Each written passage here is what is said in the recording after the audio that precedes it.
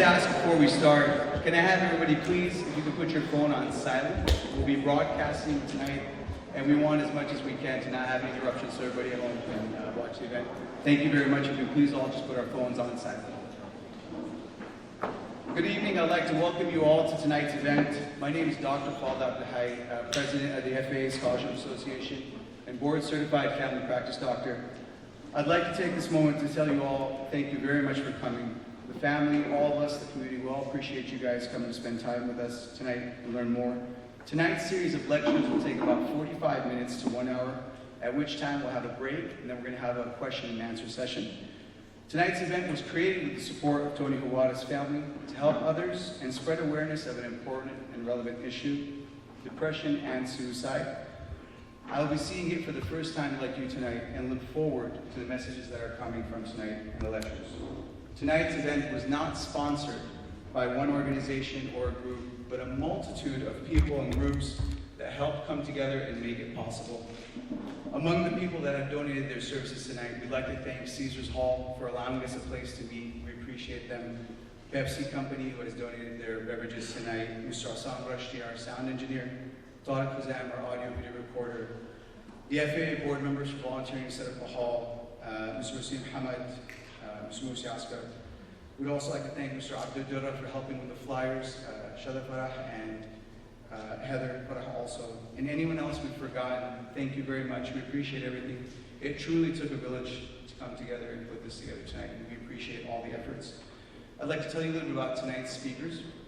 Tonight's speakers will include members of the family, Ashley Hawara, ICU nurse, registered nurse at UCLA, Tyler Butler, who's also helping with the family business, Molly Mouchamel, who is our 5th year PhD program candidate for clinical psychology program, who also has a focus on high-risk children, adolescents, and cultural developmental studies, including the Arabic community. Monique also is an LMFT, that's a licensed marriage and family therapist. She has a private practice in Granada Hills with a history of working in residential treatment facilities, school settings, and with special needs children and families. I'd like to take 1 minute to say something very important to everybody, please. We would like to remind everybody we hope to educate you all today. We remind you to please speak to a medical or mental health care professional for situations that are specific to yourself or a loved one. And with that, we welcome you all. Thank you very much for being here.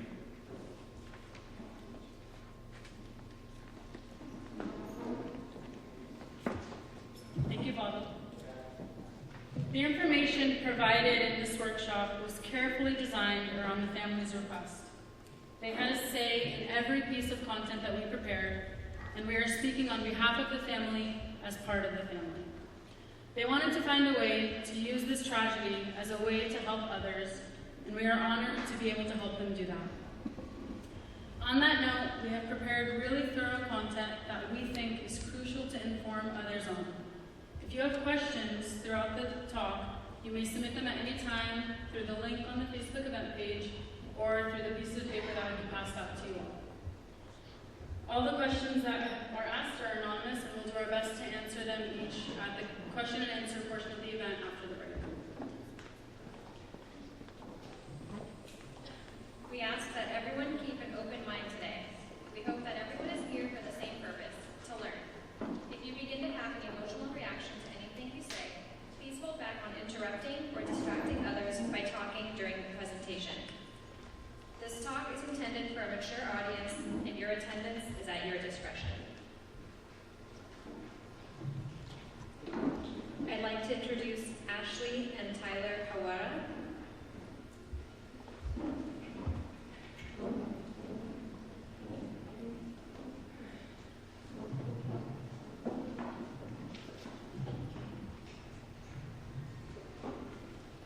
Hello, everyone. Can you guys all hear me? Okay. On behalf of myself, my brother Tyler, and my family, we would like to all thank you for coming. It's not only us that's mourning the death of my brother, it's all of us that are mourning. It means a lot that you guys are here. It shows us you're all being supportive. So thank you. Before I get started, we were asked to talk about my brother's depression and how we helped him, but I think we want to start off by kind of talking about Tony as a person. We understand that not all of you guys knew Tony or you didn't know him well enough. So we just kind of want to get started by talking about the kind of person he was. Tony was a very loving, warm-hearted person. If you knew him, you knew that he loved you wholeheartedly. If you were lucky enough, you got a big bear hug from him or a huge kiss on the cheek. He was always smiling and making people laugh around him. People asked, why Tony? If you didn't know Tony personally, on the outside, he looked like he was happy. You probably thought he had it all. He was good looking, nice car, great family. But his problems stemmed from childhood, ultimately. I'm not going off of a structured speech, so please forgive me if I'm kind of all over the place. It's been a really rough week, but we both wanted to talk from the heart. So I'm sorry if it's scattered, but we're going to touch base on Tony's childhood. Tony, when he was little, he loved video games, as a lot of you may have known. He liked to stay by himself a lot. He was okay with sitting in the corner playing his Game Boy. That was what made him happy. And unfortunately, people labeled him as different for that. He didn't care to go outside and play with everyone. He was fine sitting at home inside, doing him. That's what brought him joy. But people called him names. Loser, loner. He was different. And unfortunately, people didn't think that was okay. Middle school was hard for Tony. He had one friend, Kurt. He loved him with, everything he got, just like he loved anyone that he knew. But unfortunately, like I said, that labeled him as a loner. People said that he had no social skills, he couldn't make friends, which wasn't the case. If you personally knew Tony and you got, he was very loving, talked, and but throughout middle school, he was picked on. In high school, it got worse. Tony was bullied. That was the stem of his depression. Freshman year, he posted a picture of himself wearing a cowboy hat. He was on a family vacation. People were calling him names. Gay cowboy. Do you know how hurtful that is? Can you imagine what he went through? And I knew about it. Tony was very open to me about it, but he wanted me to do nothing. That was the problem. He wanted me to do nothing. He would tell us, I got this, I can handle it. He would tell me, no, Ashley, you're going to make it worse. Tyler, don't say anything, you're going to make it worse. And unfortunately, it got worse. Freshman year was the turning point. Freshman year of college was his turning point. He came up to me. Me and Tony were always very close. My parents are amazing. My dad, if you guys know, he came here when he was 5 years old. He was very Americanized. My parents always made us feel comfortable to go to them. But Tony was always comfortable coming to me. I was the older sister. He always knew I'd protect him no matter what. So freshman year of college, Tony came up to me and he told me, Ashley, I think I have depression. And I told him, okay, Tony, what makes you think that? And he was like, well, I'm having difficulty finding joy in things. And I told him, okay. And he said, I feel lonely. I feel like no matter what I do, it's not good enough. I told him, Tony, that's not true. And he's like, even if you tell me that's not true, that's how I feel. He said, I need you to tell mom and dad. I don't know how to tell them. Tyler was young at this age, so it was. So I pulled my parents to the side and first I went up to my dad and I was like, Dad, I need to talk to you. He's like, what's wrong, Papa? And I told him, Tony came up to me and told me he thinks he has depression. There were signs throughout Tony's childhood that led us to believe that he may have had depression, but he was never open about it. until this point. And so my dad said, okay, what can we do about it? And I asked him, he said, he's okay for now. The first step is he wanted us to know. So I said, now I have to tell my mom. Now my mom isn't as Americanized as my dad. My mom, just like many of you, grew up in Syria. I won't say closed-minded, but they're not as open-minded as we are. When I told my mom that Tony has depression, she was like, why, Mama? Is it something we did? Automatically putting the blame on herself. And I told her, no, Mom, it's nothing you did. She said, are you sure? Could we have loved him more? Could we have done more? And I said, Mom, this is Tony. You did everything you could for him growing up. At this point on, we need to continue and help him out. Tony didn't want to see a therapist at first, but as his freshman year went on, he started to feel lonelier and lonelier in college. So with the help of my Aunt Rhonda, we found him a therapist, and his therapist is actually here today, so thank you for coming. We found him a therapist, and it helped for a while. He says it was nice to have someone listen to him that wasn't us. Like I said, he was comfortable with us, but there's certain things you can tell someone that's not your family. So with therapy, he seemed like he was doing okay on the outside, which we could never really tell on the inside. Where it took a turning point was Tony's sophomore year in college. Tony's sophomore year of college, he felt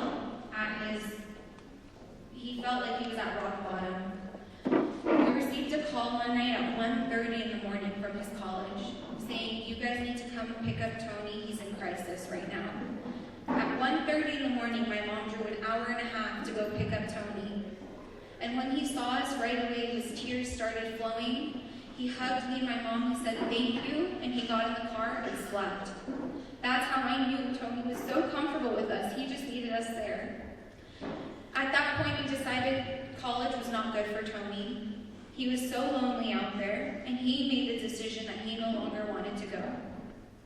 So now the question came, what do we do at this point? Tony went back to see a therapist. We got him psychiatric help. We started him on antidepressants. And one thing that I really think helped us is we did family therapy. Tony, it's different talking to your family at home than it is in an environment outside of your home where there's someone that's mediating your conversation. I can truly say, I think for all of us, that family therapy helped all of us so much. Tony's depression helped us grow tremendously. It taught me patience. It made Tyler grow up into a young man at an early age. My parents, as loving as they were, they became even more loving, which I didn't think was possible. But the number one lesson we learned was how to be humble. Tony was the most humble person in the world. Monetary, nothing mattered to him besides the love he received from his family and friends. He taught us how to be humble. Don't you think so, Ty? Family therapy, I really did think was an important step for us to take in Tony's battle against depression. Because after that, there were no secrets in our house. Tony felt so open to say anything and everything to me, to Tyler, to my parents. I thank God. We have the best parents, you guys. I say that wholeheartedly, and I know Tony, he said it multiple times. My parents embraced Tony, obviously from the moment he was born, but even more when he came out with his depression. Sorry. They were so supportive every single step of the way. Me and Tyler were there for his 2 o'clock in the morning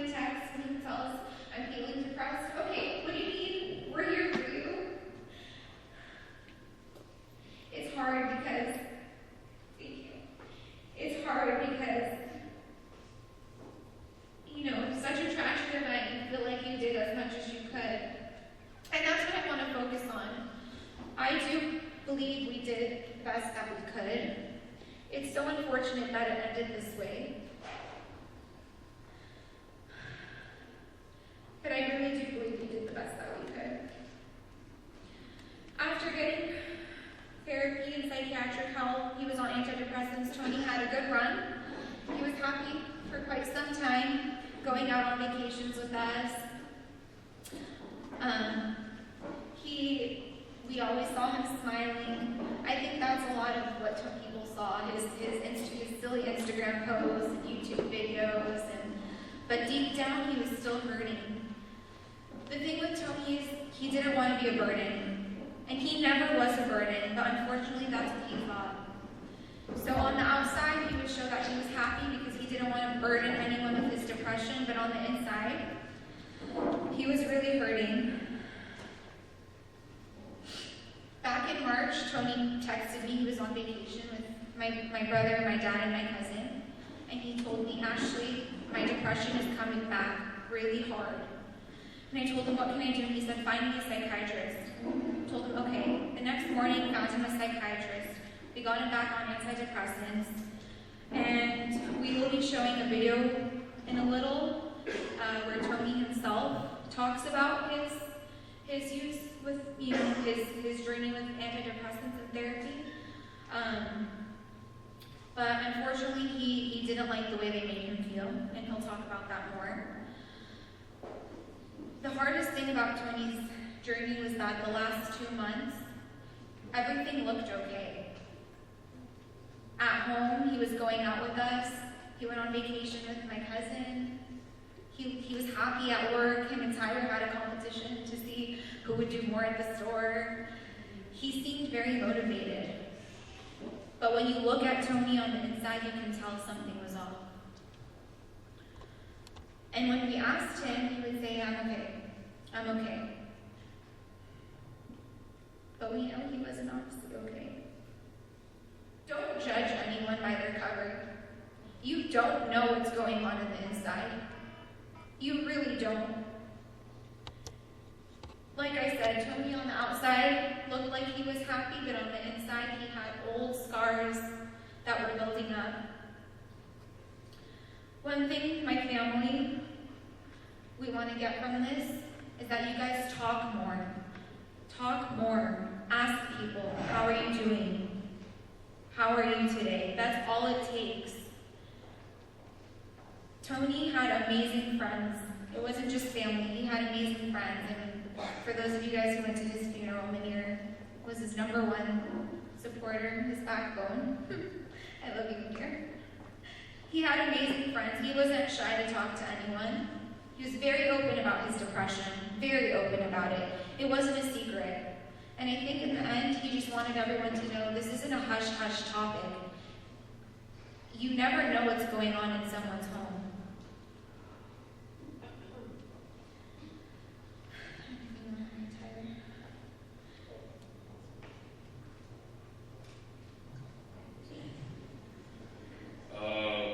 Just one thing I just want to say about when I went to family therapy. One thing I'll never forget is make sure you check up on your loved ones.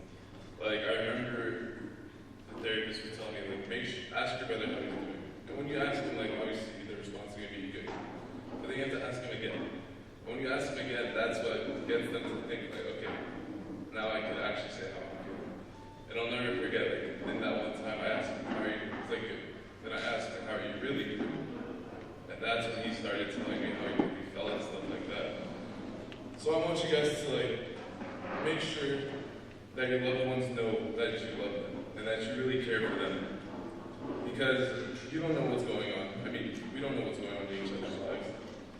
So that's why, like, you have to be asking everyone, how are you doing? And you have to make sure you know what's going on.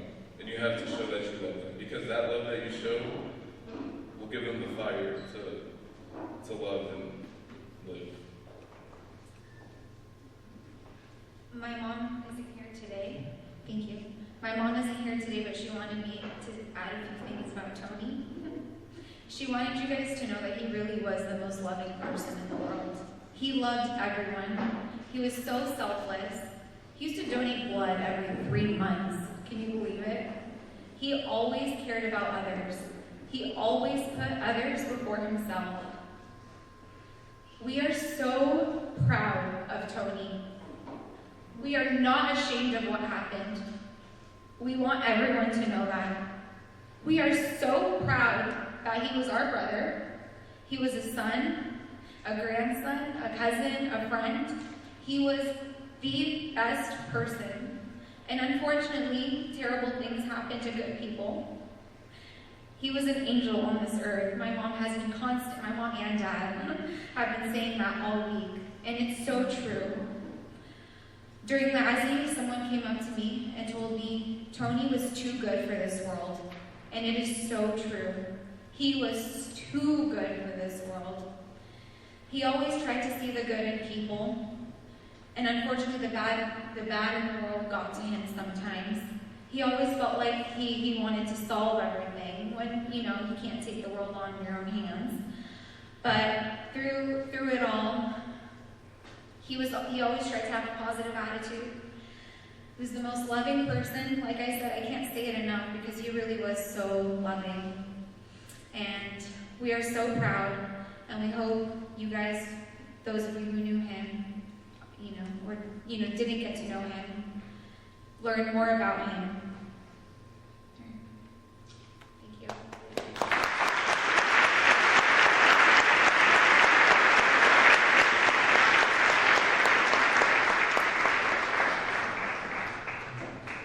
We're going to show a video that some of you may have seen or not, but it's a video of Tony talking about his experience with depression, and we thought this was the perfect opportunity to show it. So we wanted to warn anyone, if you feel like this might be too hard for you to watch, please step out. It's about 8 minutes long. If not, you can turn your attention to that screen and we'll show it in just a minute.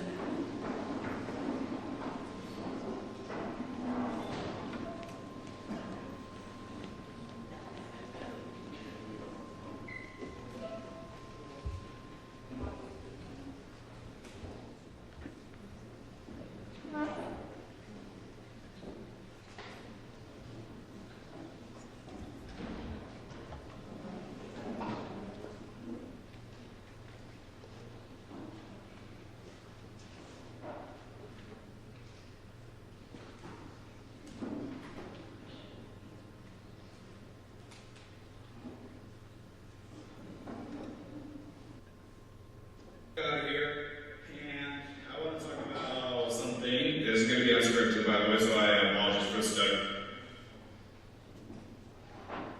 that I may have. But what I want to talk about is the recent glamorization of mental illness, specifically depression. And the reason why I want to say specifically depression is because I suffer from major depression, and I understand the symptoms of it. And when I hear people say that they are depressed, it irritates me because they're mixing up depression with sadness. There's a complete difference between emotion and condition. The emotion with sadness it's very temporary and can change at any time, easily. While a condition, a depression, it's much harder to deal with because it not only affects you emotionally, it affects you physically and psychologically as well. It makes you think of things that a normal person would not. So with me, for example, what major depression does is it's a depression where you suffer from it for more than at least 2 years, which I definitely have suffered with. And what it does is it just makes you feel guilt, it makes you feel suicidal, have suicidal thoughts, possibly attempt suicide. Makes you have times where you have sudden weight gain, sudden weight loss. It causes you to feel tired throughout the day, not have any motivation to do things. The list can go on for quite a while, but it's hell. That's what I gotta say. Having major depression is a living hell for me. And whenever I hear someone say that they're depressed because they didn't get something their way, like, oh, I couldn't go to EDC, I'm so depressed. Like, okay, you get to go to a music festival, you didn't get to have something your way. It's not something that you bitch about. What would be considered depression is just feeling like you mess up at everything you do. Like when I go to work, like, I don't tell people this really, but whenever I go to work, I actually tend to feel shitty. Like, I have, like, my employee, I have workers there that like to, for example, tease me because I work the cashier while they do box boy stuff. They like to tease me, and it makes me feel like being a cashier really is not a good job whatsoever. It makes me just feel like they're doing more work than me, and I'm just not really needed there. And the reason why that's an issue for me is because it just goes back to the depression part. I don't feel I'm needed. I should probably just give up.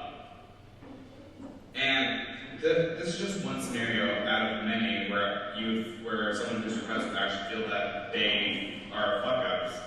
I'm pardon my language, but that's how they see themselves. They see themselves as huge mistakes, and they're not needed.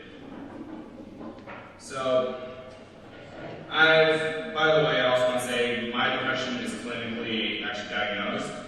I'm not saying that people that self-diagnose are always wrong. That's not true. But I'm just saying that they should go to a therapist just to at least get a diagnosis. And I've gone to a therapist, I've gone to psychologists, or psychiatrists, and I've gone antidepressants, but none of it helped.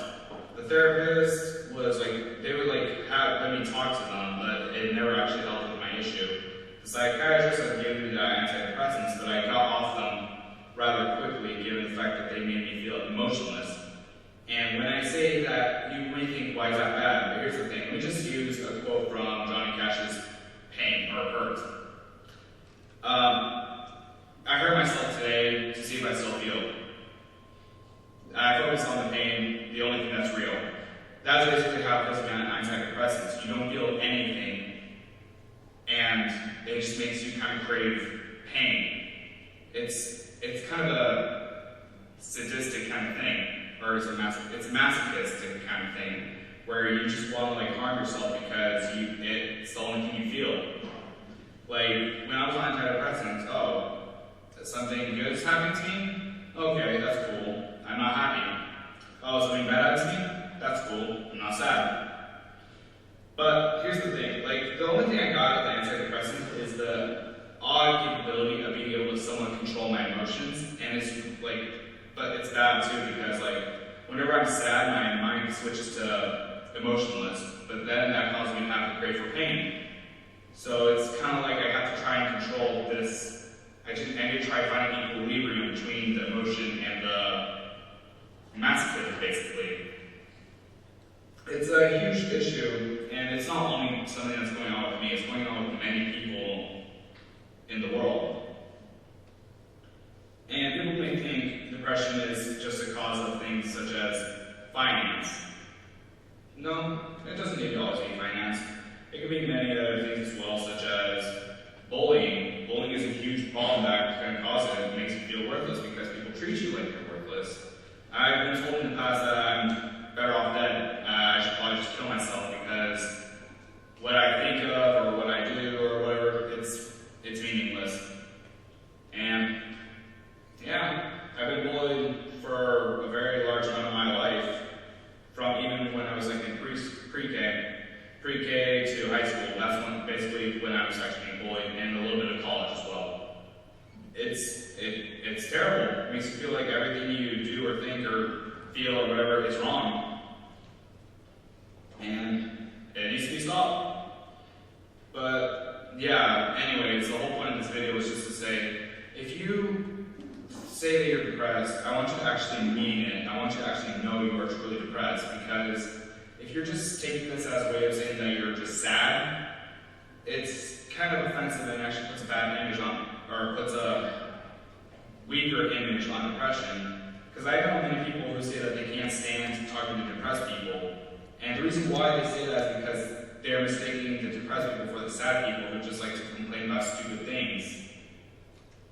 It's really sad because one way that you can actually help a depressed person is to actually communicate with them.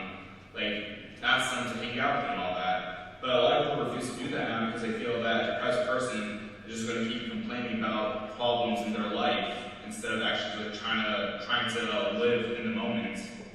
And it's honestly such a huge problem.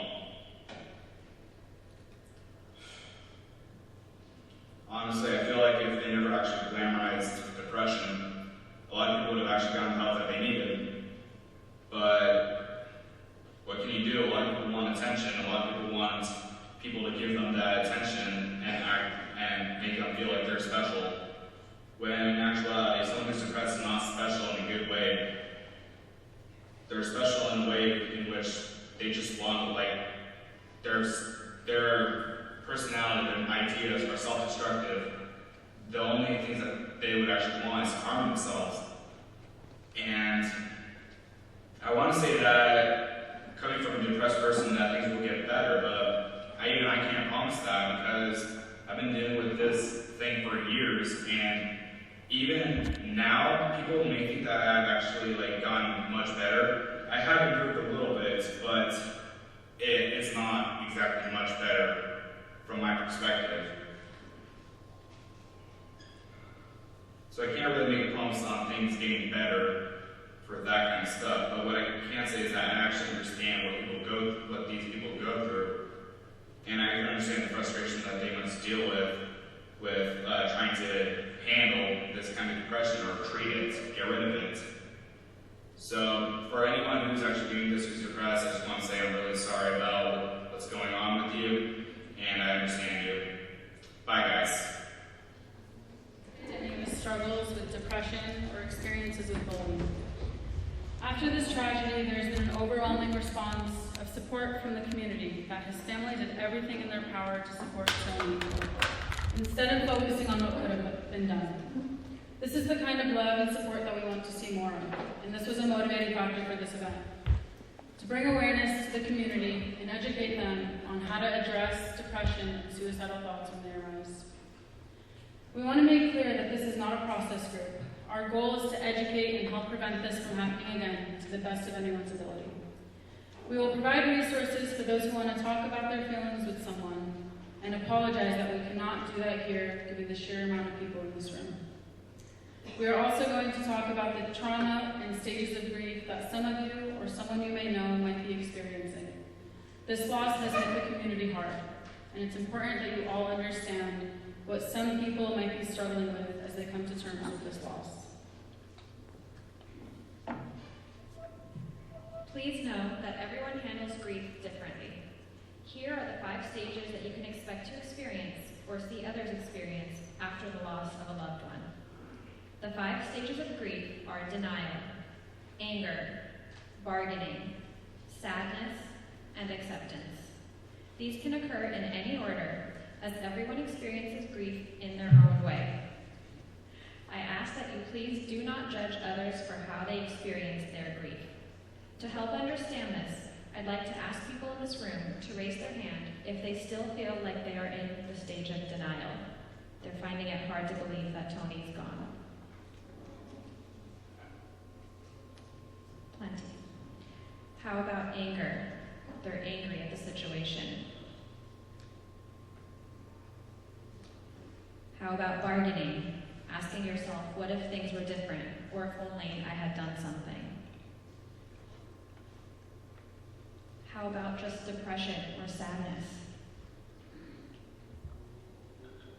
The final stage is acceptance. Some people may be there, some people may not be there quite yet. After a traumatic event, it's common to experience sadness, anxiety, irritability, or other very strong emotions. You may also feel numb, unable to experience love or joy. Many of you find yourself avoiding people, places, or things related to the recent experience.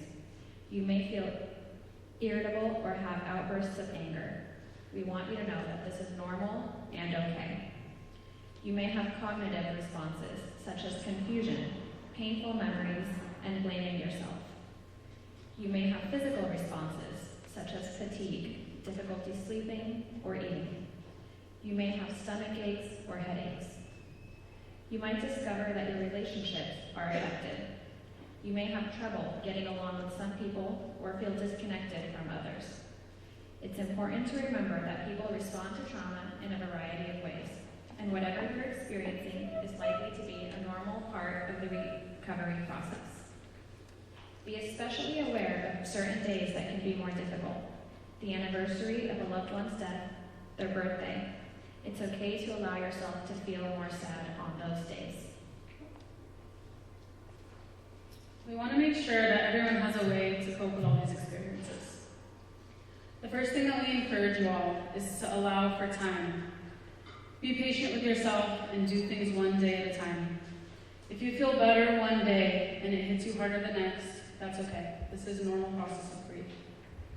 We also encourage you all to lean on others and grab support from them. Share stories, talk about how you're feeling. It can be comforting even being in the presence of someone we love. We've provided resources for support groups if you feel that it would be helpful to talk with others who are grieving as well. We encourage you all to adjust expectations. Grief can lead to difficulty concentrating, feelings of confusion, and changes in productivity. You may not be at your best self for a while. Be kind to yourself if you find you can't do everything that you usually do. If possible, hold off on making big decisions to make sure you approach them in the best frame of mind. It may be helpful to follow a daily routine. If that feels overwhelming, start small, scheduling just the basics to get through the day. As time passes, you can add additional structure and begin setting longer-term goals. It's important to keep yourself busy as much as you are able. When you feel good is the best time to schedule activities that will ensure that you do not isolate yourself when you are feeling down. And remember to relax. You might enjoy taking walks, drinking tea, engaging in some meditation or mindfulness activities, or even playing games or sports. And most importantly, please take care of yourselves. Limit your use of alcohol and other substances while you are grieving.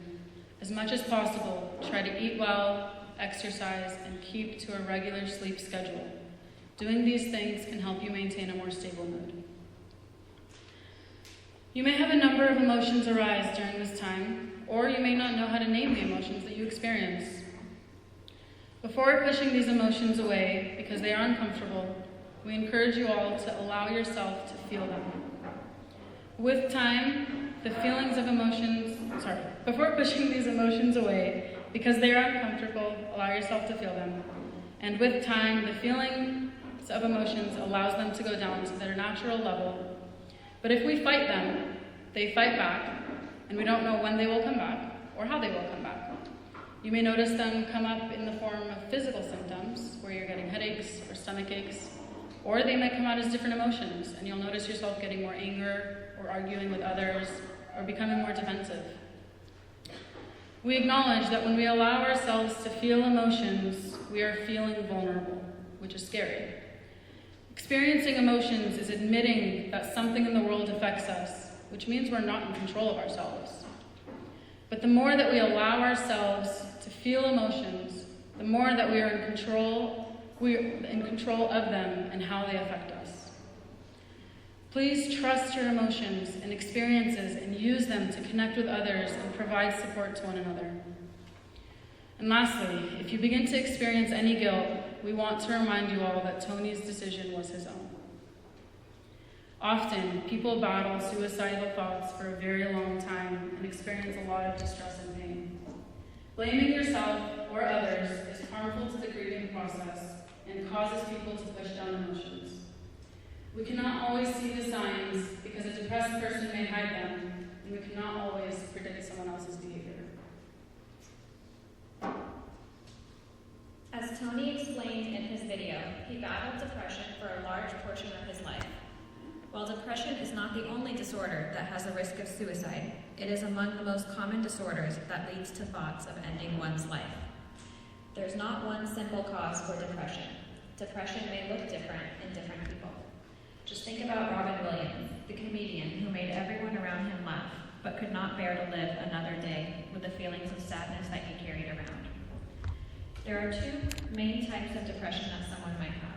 Major depressive disorder only requires you to report the symptoms for 2 weeks, whereas pervasive depressive disorder is when you're reporting having the symptoms for over 2 years. Some signs of depression are isolation, loss of interest in things you used to enjoy, feeling hopeless, difficulty concentrating, changes in your appetite, depressed mood, excess crying, sleep changes, either too little or too much, fatigue, feeling worthless. Please note that having some of these symptoms does not mean that a person is depressed. Also, a person who is depressed may not have all of these symptoms. We encourage you to go to a mental health professional to determine if the symptoms you have qualify as a depressive disorder. With depression, people feel that their thoughts become so all-consuming. For example, you may know in your brain that your thoughts are wrong, but your mind convinces you that they are right. Someone depressed may feel so worthless, hopeless, lonely, that nothing in the world can convince them that their negative thoughts are wrong. This is where therapy comes in.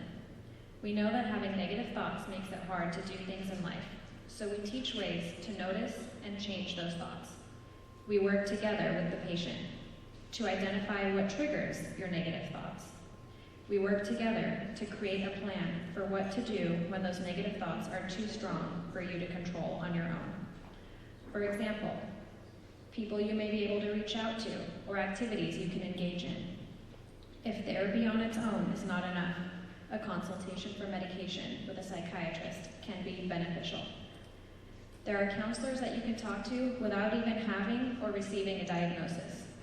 It can be beneficial to just spend that 1 hour a week or even a month to just discuss and focus on your problems with a person who has an outside perspective. We wanted to make sure that everyone here was aware of what suicide is. It's important to know that people often think a person has turned on themselves and everyone around them when they do this, but it's not that way. Choosing to take your life is just like a sudden heart attack. Whatever was going on inside that person was complicated and hidden. People are often looking for a cause for suicide. This is not always the case. Yes, sometimes there can be a trigger, but not usually. Suicide is a complicated behavior, and it's not caused by a single event. On this note, please be mindful of some hurtful things that can be said during such a tragic event, such as the person who committed suicide must have been crazy, or must have had something in their life happen that made them so depressed. Another phrase that tends to come up after a suicide is that a person is selfish for doing this to their family and friends. These are all hurtful. Someone who is pushed to take their life truly believes that they are a burden and worthless, and they are setting their family free by this act. Now more than ever, we need to be there for each other as a community. It is important that suicide not be glorified. Words like martyr, hero, brave, or courageous, while very well-intentioned, have the tendency to lead to an increase in imitative behavior. While the act of suicide itself is not contagious, there can be a ripple effect. Talking openly about it and having events like this helps us get ahead of it. But we want to make sure that we are there for those who we know are struggling and make sure that they have a space to talk when they need it. Here are some warning signs to help you know if someone you know may be suffering from depression or having suicidal thoughts. Someone with suicidal thoughts may talk about harming themselves, feeling hopeless, having no reason to live, feeling like they're a burden to others, feeling trapped, experiencing unbearable physical or emotional pain. Someone who is actively contemplating taking their life might act impulsively or recklessly. It could look like someone suddenly drinking more alcohol and using drugs, looking for ways to end their life, including searching for online methods, withdrawing from activities that they used to enjoy, distancing themselves from friends, family, loved ones, suddenly sleeping too much or too little, beginning to say goodbye to loved ones, giving away valued possessions. They may become aggressive. One final warning sign that is often missed is when the person suffering suddenly seems to be doing so much better. We want them to be better, so we don't question it. Often, when a person has made the decision to end their life, they feel as if a weight has been lifted, and they may have a sense of peace. If you or anyone you know is experiencing or displaying these warning signs, this would be a crucial time to seek professional help. I think one of the most common questions that we usually get after a tragedy like this is how can we be there for each other and what can we do to support one another? If you notice recent changes in someone's behavior, be open. Ask them. You haven't seemed like yourself lately. Give them a specific example if you notice something like you didn't want to go out to sushi the other day. Is everything okay? Listen to them. Without judgment, make it known that you are comfortable hearing whatever they have to say. If they're not ready to talk, don't push them. Let them know you're here whenever they're ready, and do things with them that they might enjoy to help them feel supported. Even if it means doing nothing with them. You can also remind them of the text and crisis lines that we provided, and let them know that you understand that sometimes it's hard to talk to someone you know. Ask them how you can help. Don't try to solve their problems right away or give them advice. This may make people feel like you're not wanting to listen or you're simplifying their experiences by giving them a solution.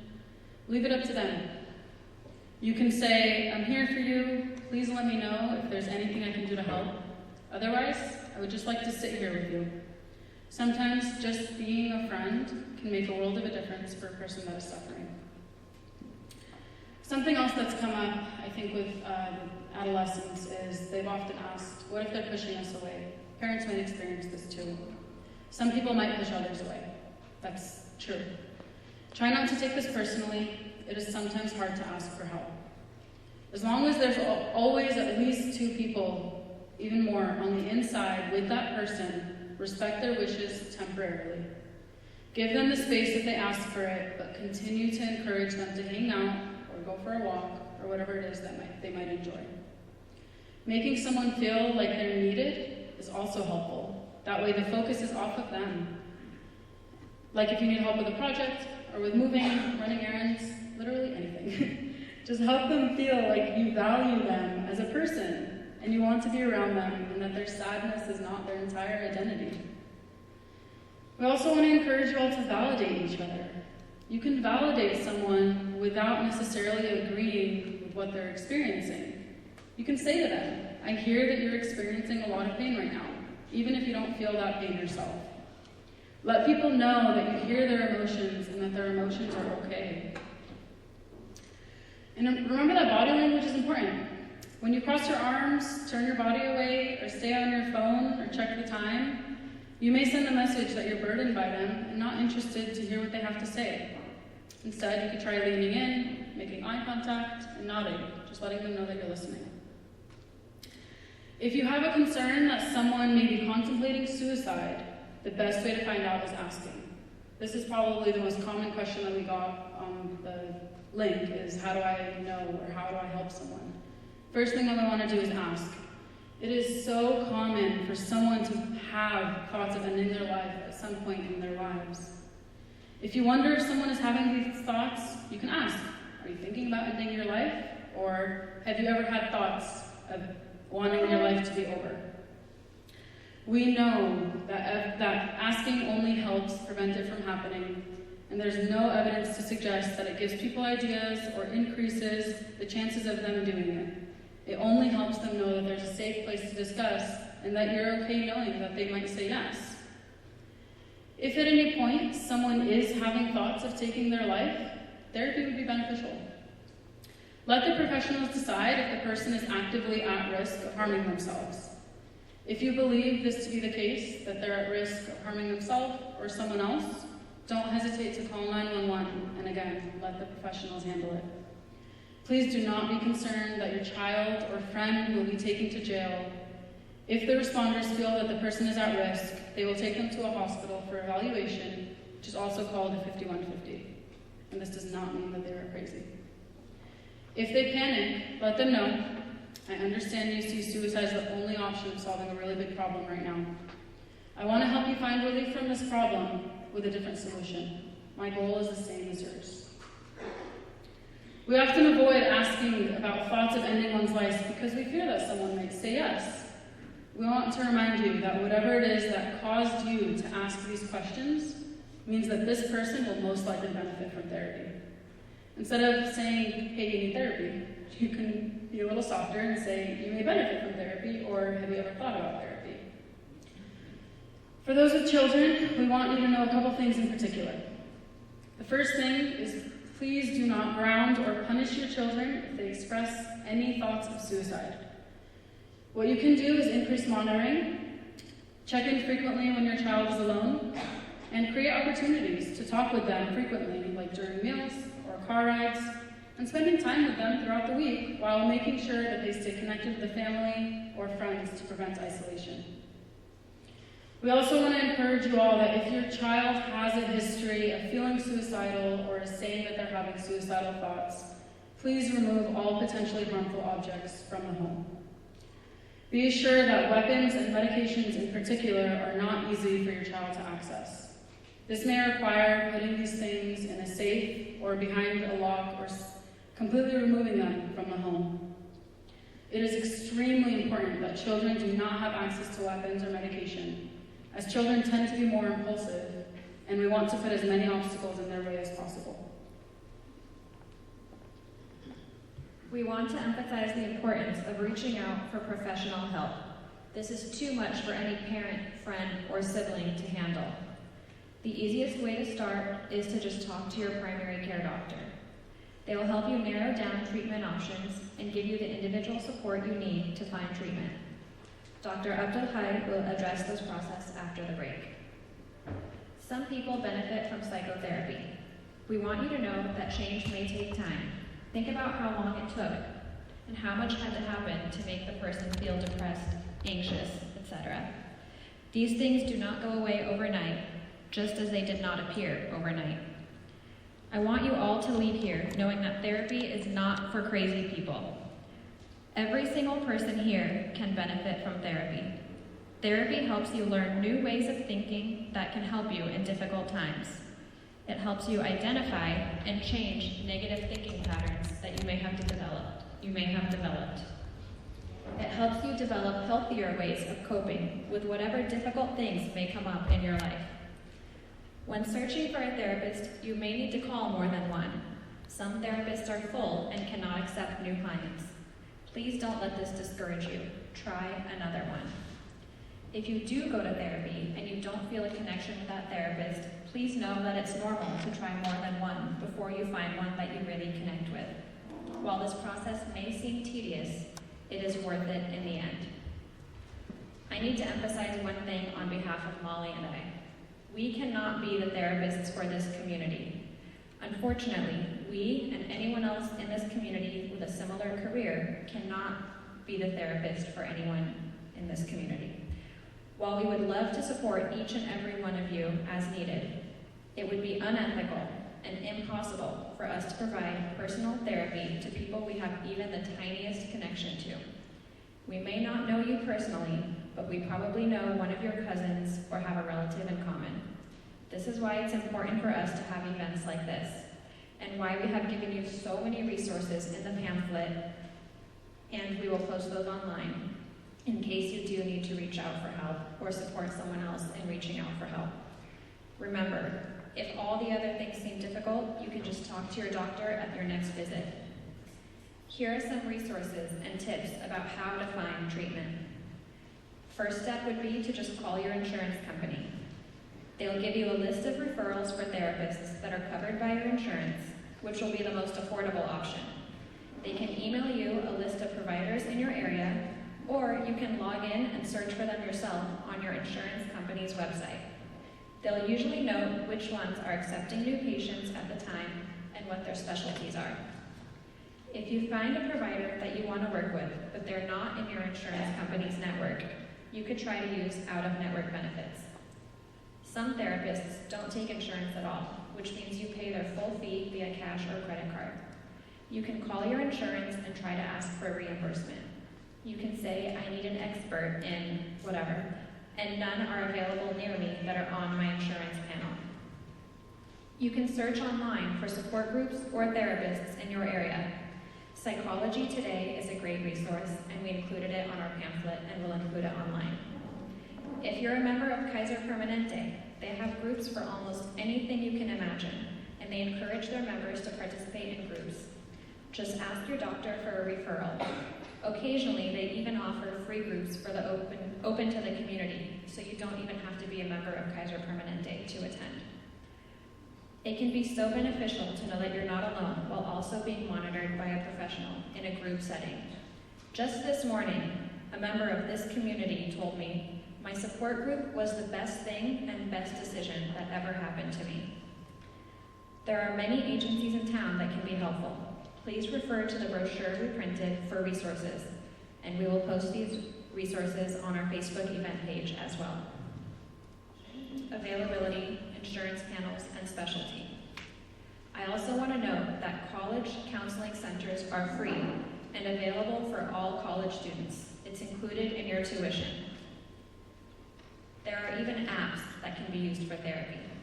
We've included some of them in your brochure as well. On a related note, I would like to point out that a child does not need their parents' consent to go to therapy. In California, anyone aged 12 or older can get their own treatment, and it's completely confidential. This means no one is able to find out that they are going to a therapist without you signing a piece of paper that allows them to know. I'm pretty sure that most schools have a counselor that is available to students as well. This is a great place to start. Teletherapy is offered where you can speak with a therapist without even leaving your house. Please see the brochure and apps for teletherapy options. You can speak to your doctor about this without your parents in the room. And to the parents, please, please respect your child's privacy if they ask to speak to a doctor alone. No matter how understanding you may be, it may be difficult for your child to come to you with these thoughts or behaviors that are concerning. Be open with your child. Ask them questions. Let them know that you are open to whatever you have to tell them and that they won't be punished. But if they ask for a meeting with a doctor or a therapist, you do not need to question them or make them feel bad for asking. Please just say okay, help them make the appointment, and drive them if that's what they need. If you're comfortable doing so, you can let them know that you would like to join them for a session in order to learn how to better support them. For people who need more treatment than the typical once-a-week therapy session, one option is called intensive outpatient treatment, where a person can be seen multiple times a week in a more focused environment. Another option is residential treatment, where someone can go stay at a facility for as long as it is necessary to keep them safe. These facilities offer group therapy, individual therapy, and therapeutic activities all throughout the day. It sometimes can be beneficial to be removed from your home environment and immerse yourself into a therapeutic environment to begin your recovery process.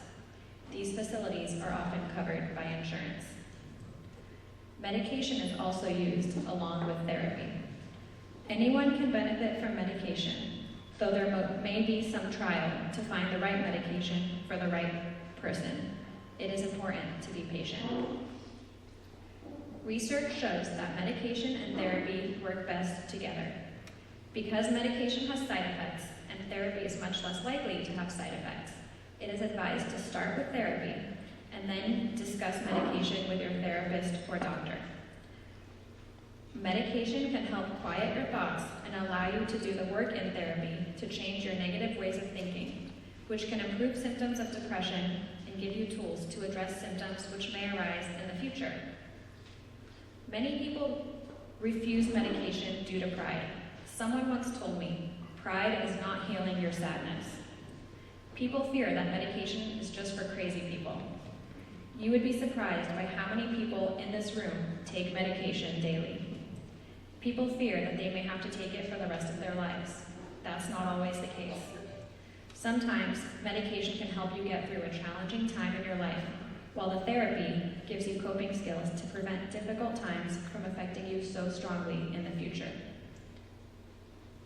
The easiest way to talk about medication is to talk to your regular doctor about it, although a psychiatrist may provide additional support. Who here has ever resisted taking Advil or Tylenol when they have a headache? Me too. But I want to ask you, would Would we judge a person for taking medication for diabetes? So why do we judge people who just want to feel better by taking medication for depression? A person with depression usually feels so helpless, so hopeless.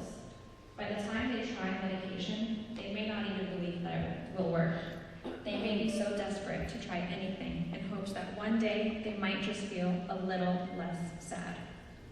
Sometimes they'll take it just to tell their loved ones that they tried. Let's work together to support people who are trying to change, rather than make them feel bad about it. We wanted to share one last thing before we took a quick break and move to questions. You may have all received these pamphlets with a bunch of resources, and we will post this on our Facebook event page, that way those who are joining us through live stream can also view these links. We wanted to emphasize in particular the crisis and text lines that are on the kind of front panel on the bottom, and emphasize that these are for free for anyone to use.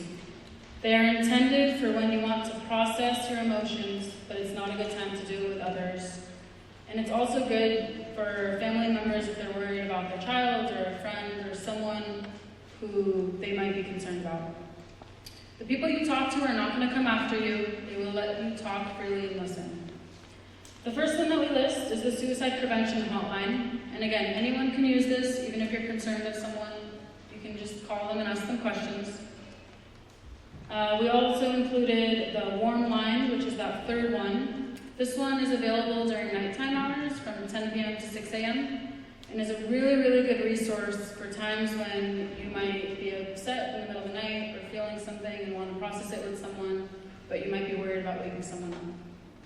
We've also included the crisis chat and a text line. These are great for people who don't like talking on the phone and just want to text with someone or chat online with them. And again, they let you talk freely and openly. And lastly, the last resource is a line particularly for teenagers. And again, they won't come after you, you're allowed to tell them anything. If they do feel like you are in need of immediate help, they will send a crisis response team. But this is in severe cases where you are actually expressing that you might not be able to keep yourself safe. If anyone has any questions about these, call them. I do it all the time for my clients. I call and just ask what they provide and let my clients know that it's totally okay. They get those calls all the time. At this time, we're going to take a 10-minute break. There are some snacks available on the side, and there's bathrooms in the back. If anyone